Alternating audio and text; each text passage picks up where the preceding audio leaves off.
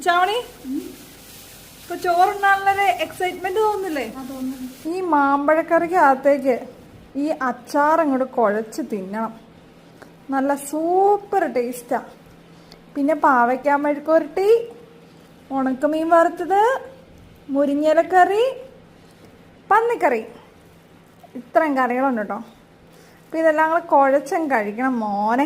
കറികളൊന്നും ഇവിടെ ഒരിക്കലും ഇല്ല കേട്ടോ. ചുമ്മാ ഇതിങ്ങനെ ബൈ ചാൻസിൽ എല്ലാരും കൂടെ സംഭവിച്ചു പോയിന്നേ ഉള്ളൂ.